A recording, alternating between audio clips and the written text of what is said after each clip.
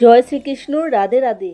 ভক্তরা 13ই মে বুধবার অপরা একাদশীর দিন বাড়িতে নিয়ে আসুন এই পাঁচটি জিনিস অত্যন্ত অলৌকিক ও চমৎকার।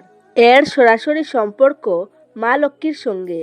আপনি যদি অপরা একাদশীর দিন এই 5টি জিনিসের মধ্যে একটিও বাড়িতে নিয়ে আসতে পারেন, তাহলে আপনাকে আর পিছনে ফিরে তাকাতে হবে না।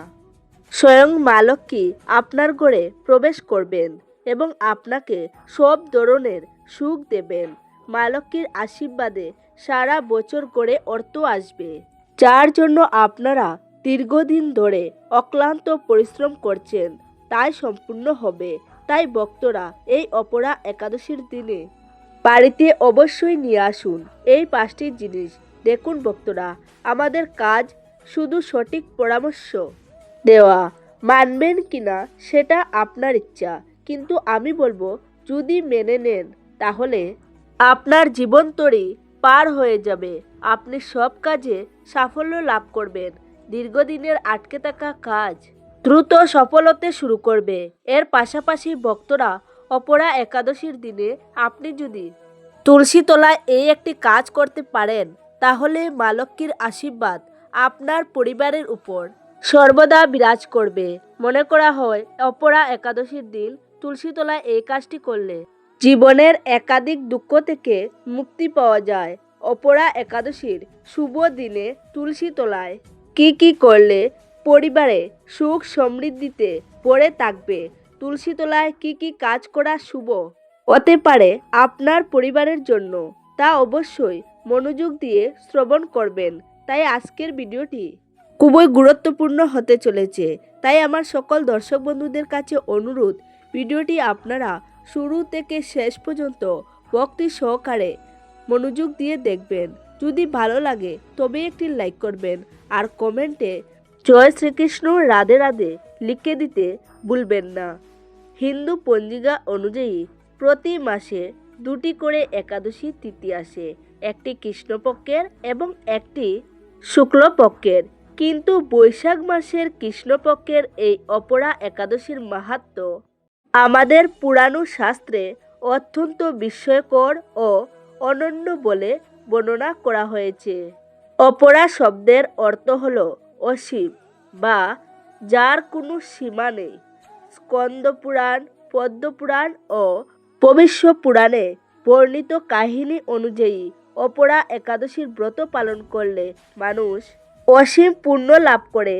তার সমস্ত পাপ সে এই জন্মের হোক বা পূর্ব জন্মের যত পুরাণু বা ভয়ঙ্করী হোক না কেন, ভগবান বিষ্ণুর কৃপায় সঙ্গে সঙ্গেই বশ হয়ে নষ্ট হয়ে যায়।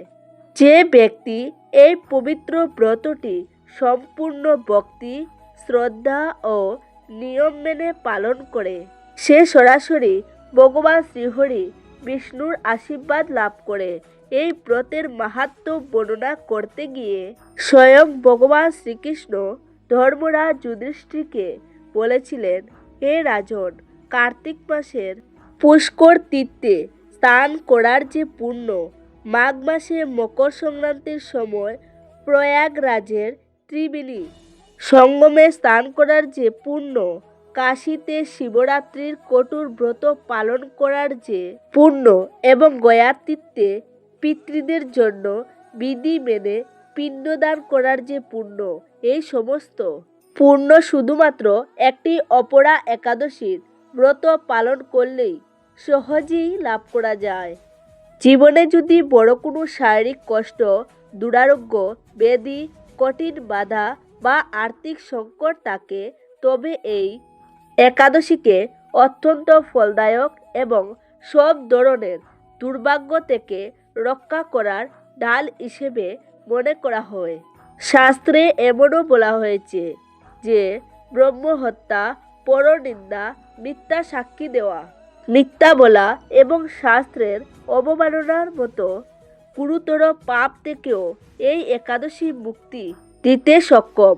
শাস্ত্রীয় বিশ্বাস অনুযায়ী যে ব্যক্তি এই অপরা একাদশীর ব্রত সম্পূর্ণ ভক্তিভরে পালন করে মৃত্যুর পরে তাকে যমরাজের ভয়ঙ্কর দর্শন করতে হয় না। তাহলে চলুন ভক্তরা, এবার আসি গুরুত্বপূর্ণ প্রসঙ্গে, যেটির জন্য অনেকে অপেক্ষা করছেন।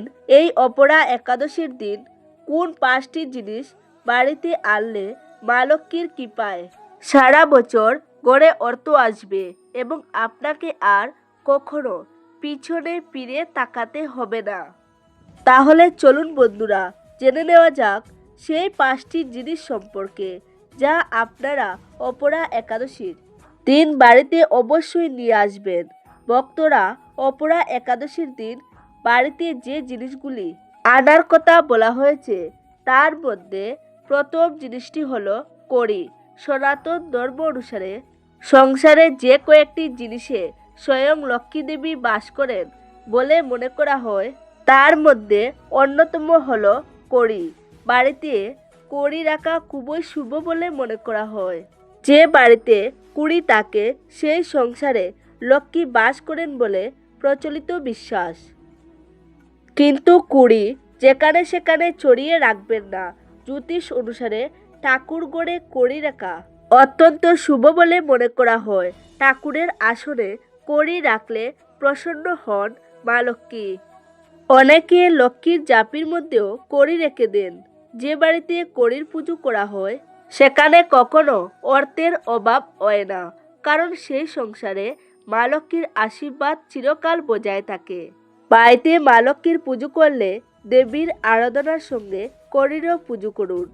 জাফরান বা হলুদ মিশ্রিত জলে আগে কড়ি ভিজিয়ে রাখুন। পুজোর শেষে দুটো কড়ি লাল কাপড়ে বেঁধে ঘরের দুটো ভিন্ন জায়গায় রেখে দিন। একটি কড়ি রাখুন বাড়িতে যেখানে টাকা রাখেন সেই স্থানে, অর্থাৎ আলমারি বা সিন্ধুকে। অন্য কড়িটি রাখুন ঠাকুরের আসনে। এর ফলে বাড়িতে অর্থাগম হওয়ার শুভ যুগ তৈরি হবে। দ্বিতীয় জিনিসটি হলো নতুন বাসনপত্র। অপরা একাদশীর দিনে নতুন স্টিল, তামা বা পিতলের বাসন কেনা অত্যন্ত শুভ ফলদায়ী। শাস্ত্রে বলা হয়েছে যে তামা ও পিতল হলো পবিত্র ধাতু। তামার পাত্রে জল রাখলে সেই জল পবিত্র হয় এবং শাস্ত্রের জন্য অত্যন্ত উপকারী।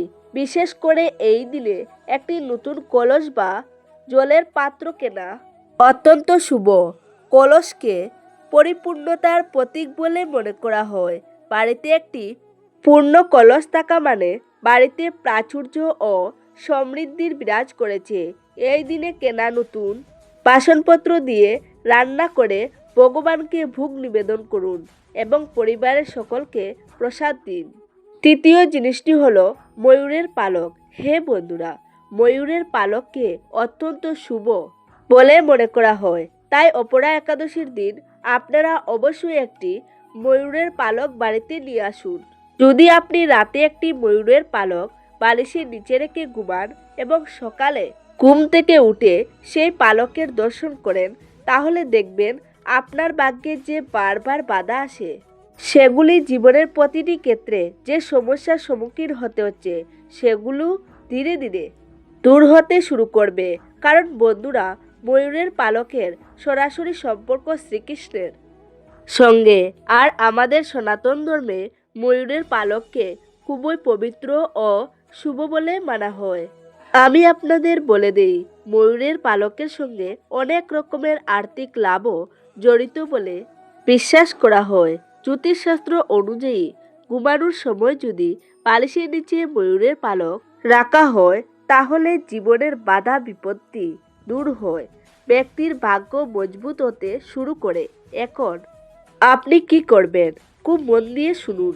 বাজারে গিয়ে ময়ূরের পালক কিনে আনুন। সকালে সেই পালকটি বাড়ির মন্দিরে রাখুন। রাতে ঘুমাতে যাওয়ার সময় মন্দির থেকে তুলে নিয়ে বালিশের তলায় রাখুন। এরপর সকালে ঘুম থেকে উঠে প্রথমে তার দর্শন করুন। তারপর সেই পালকটি আবার ঘরের মন্দিরে রেখে দিন। এই নিয়মটি আপনাকে নিয়মিত করতে হবে। এই কাজটি করলে আপনার জীবনে যে বাধাগুলো আসছে, যে সমস্যাগুলি আপনাকে এগোতে দিচ্ছে না, সেগুলি ধীরে ধীরে দূর হতে শুরু করবে। তাই বন্ধুরা এই উপায়টি অবশ্যই করে দেখবেন। চতুর্থ জিনিসটি হলো শঙ্খ। অপরা একাদশীর দিনে শঙ্খ কেনা অত্যন্ত শুভ বলে মনে করা হয়। পুরাণের কাহিনী অনুযায়ী সমুদ্র মন্থনের সময় দেবী লক্ষ্মী সমুদ্র থেকে আবির্ভূত হয়েছিলেন এবং সেখানে শঙ্খ ও কড়ি উভয়ই সমুদ্র থেকে পাওয়া যায়। এই কারণেই শঙ্খ ও কড়ি দেবী লক্ষ্মীর অত্যন্ত প্রিয় বস্তু বলে মনে করা হয়। শঙ্খের কথা যদি বলি, শঙ্খ হলো মঙ্গল ও বিজয়ের প্রতীক।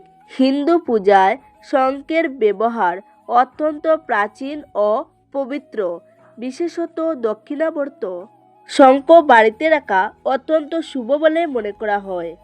দক্ষিণাবর্ত শঙ্খ বাড়িতে রাখলে নেতিবাচক শক্তি দূর হয়, শান্তি ও ইতিবাচক শক্তি বজায় থাকে এবং দেবী লক্ষ্মীর কৃপা সর্বদা বাড়িতে বিরাজ করেন।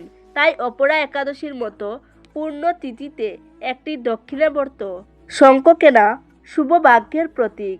পঞ্চমতম জিনিসটি হলো লবণ।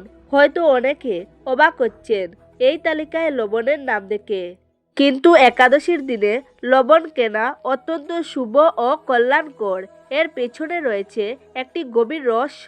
যেহেতু লবণের উৎপত্তি সমুদ্র থেকে এবং পৌরাণিক কাহিনী অনুযায়ী সমুদ্র মন্থন থেকেই দেবী লক্ষ্মীর আবির্ভাব হয়েছিল, তাই লবণকে দেবী লক্ষ্মীর অত্যন্ত প্রিয় ও পবিত্র বস্তু বলে মনে করা হয়। এই শুভ দিনে বাড়িতে লবণ কিনে আনলে বাড়িতে নেতিবাচক শক্তির বিনাশ হয় এবং দেবী লক্ষ্মীর আশীর্বাদ পাওয়া যায়। বিশ্বাস করা হয় যে একাদশীর দিনে লবণ কিনলে সংসারে কখনো অন্ন বা অর্থের অভাব হয় না। বাস্তুশাস্ত্র অনুযায়ী এই দিনে কেনা লবণ জলে মিশিয়ে ঘর মুছলে বাড়ির চারপাশে বাস্তুদোষ ও অশুভ দৃষ্টি দূর হয়।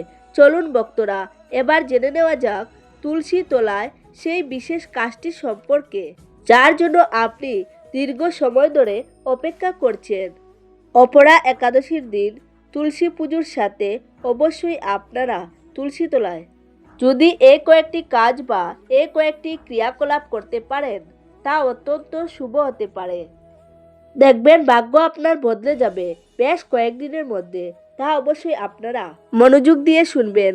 এই অপরা একাদশীর দিন তুলসী তলায় কি কি কাজ করা অত্যন্ত শুভ হতে পারে, বিশেষ করে এই 4টি তুলসী পাতা যদি আপনারা এই অপরা একাদশীর দিন এই স্থানে রাখতে পারেন, তা অত্যন্ত শুভ হতে পারে।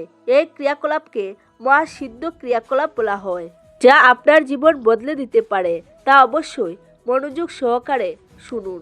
তুলসী তলায় কি কি কাজ করা শুভ হতে পারে আপনার পরিবারের জন্য। বিশেষ করে প্রথমে যে ক্রিয়াকলাপটি করবেন, এই অপরা একাদশীর দিন সন্ধ্যাবেলায় একটি শুদ্ধ মাটির প্রদীপ নেবেন। এতে গরুর কাঠি ঘি ব্যবহার করবেন। মনে রাখবেন প্রদীপের সলতে যেন তুলুর না হয়ে মৌলি সুতো বা লাল সুতোর হয়। এই লাল সলতে সৌভাগ্যের প্রতীক। প্রদীপটি তুলসী তলায় রাখার সময় মুখ উত্তর পূর্ব দিকে রাখবেন। প্রদীপ জ্বালানোর সময় মনে মনে বলবেন শুভাং করতি কল্যাণাং আরোগ্য ধন সম্পদ। এতে আপনার ঘরের বাস্তুদোষ এবং অকাল মৃত্যুর ভয় দূর হবে। যদি আপনারা এই নিয়মে একাদশীর দিন তুলসী তলায় প্রদীপ জ্বালাতে পারেন, তাহলে মা লক্ষ্মীর কৃপা সর্বদা আপনার পরিবারের উপর থাকবে। দ্বিতীয়ত, অপরা একাদশীর দিন সকালে স্নান করে শুদ্ধ বস্ত্র পরিধান করে তুলসী তলার মাটি সামান্য কপালে তিলক হিসেবে ধারণ করবেন। এরপর তুলসী গাছের গোড়ায় বা তুলসী মন্দিরে চন্দন সিঁদুর দিয়ে একটি স্বস্তিক চিহ্ন আঁকবেন। স্বস্তিকা হলো সিদ্ধির প্রতীক। এটি করলে আপনার আটকে থাকা কাজগুলো দ্রুত সম্পূর্ণ হতে শুরু করবে। তৃতীয় ক্রিয়াকলাপ শুধু প্রদীপ জ্বালানোই যথেষ্ট নয়।